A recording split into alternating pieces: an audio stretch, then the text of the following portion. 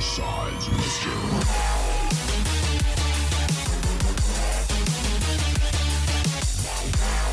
Hello everyone, it is Haywyre, so welcome back to another episode of Boom Beach, and in this video we are going to be focusing on the Shock Mine. Now the Shock Mine is the latest addition after this Boom Beach update, and a lot of people have problems dealing with shock mines on bases. So I figured I would just make a video attacking bases with the warrior attack strategy and showing you what my thought process is whenever I go attacking these bases. I just want to let you guys know I'm in no way, shape or form a professional, but maybe my attacks will help you out with your Boom Beach gameplay. That being said, I want to show you guys the latest addition to the base. It is this gunboat. This is level 21, it is maxed out. Gives me 51 energy for the gunboat as a base. And then of course I have my gunboat energy statue that is boosted up over here. And I have my troop damage masterpiece, which is also boosted up. So without any further ado, let's get on with attacking. So I have a bunch of 62s and 61s on the map. And let's go to this guy here, Alonco. I already scouted this base, so I know where shock mines are. And the first one is right here behind the sniper tower over there at the right side. The second one is right here between the residence and the sculptor. And the third one is right here at the sniper tower at the left side there.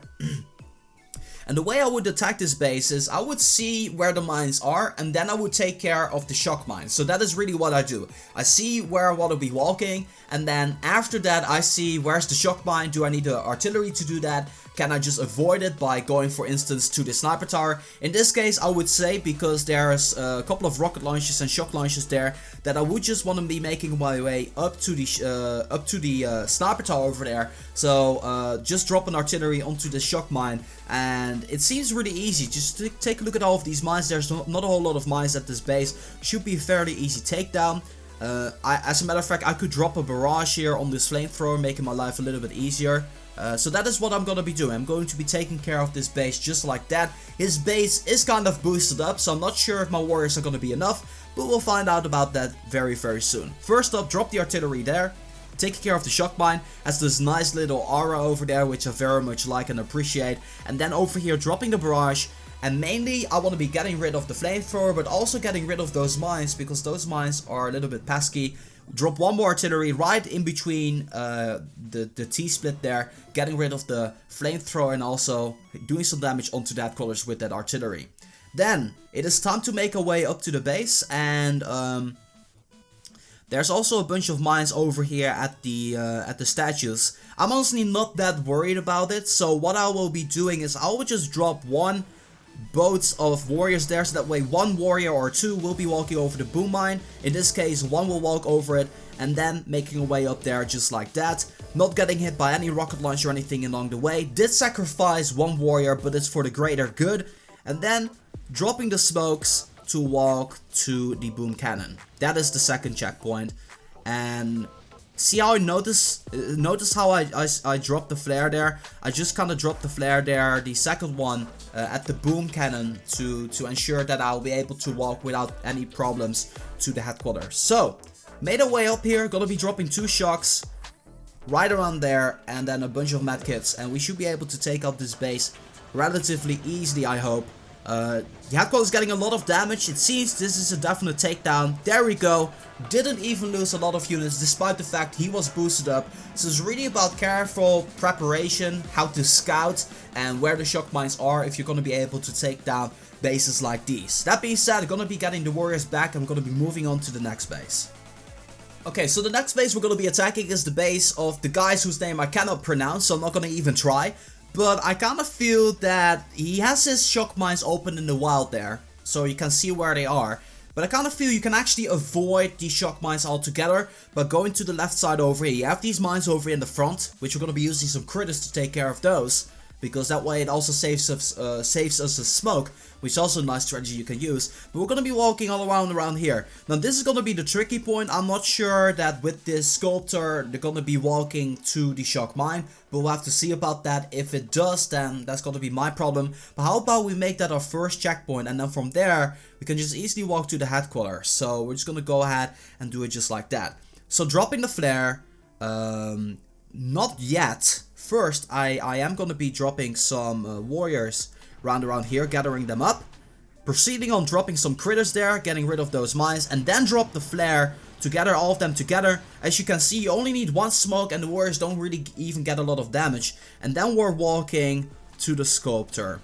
And from the sculptor, as you can see, we are not hitting it. Well, actually we are, but we actually made this our checkpoint, so we're actually safe and sound there, which is a good thing. I'm gonna be walking to the flamethrower.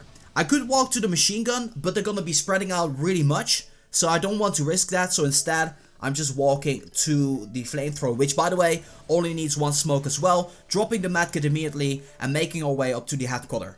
Seems like a really nice strategy that we can use. Now all we need to do is locate the shock launchers, and I actually did find 2 of them that we can shock, but we're only going to be shocking 1 because I want to kind of prioritize the flamethrowers here. And as you can see, fairly easy takedown. Once again, not losing a whole lot of units against a level 59 base, which was having some boost, I think. But yeah, shock mines weren't really in very challenging positions. So let's move on to the third base. Okay, so this third base is actually a base where all of these shock mines are hidden at the headquarters. So all you need to do is just drop 1 barrage right in the middle, and then hopefully you'll be able to get all of these shock mines. If you don't get all of the shock mines, the only thing that you do have to do is just retreat. But in this particular case, I actually did make it.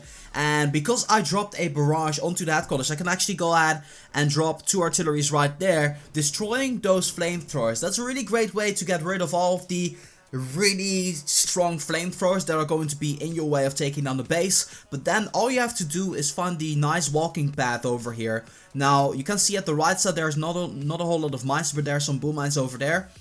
I might have to make a checkpoint for those. I think I will have to make a checkpoint, as a matter of fact. I can go straight down the middle, but I like to go to the machine gun instead better. Kind of feel that would be working in my own benefit. So we're going to be walking to the boom cannon over there.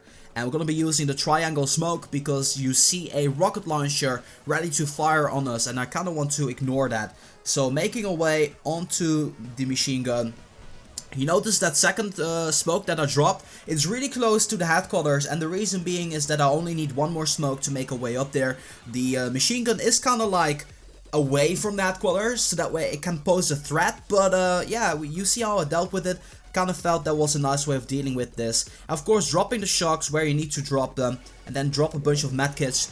I did not hit the shock launcher over there. I was kind of thinking I was going to be able to hit the shock launcher and the flamethrower there. But as you can see, regardless of all of that, we took down the base. Once again, not a whole lot of casualties, but you see, scouting is key. In Boom Beach, scouting is so very much important. You have no idea. If you scout your base, you plan it out, spend like a minute or so scouting, and you will be seeing the results for sure.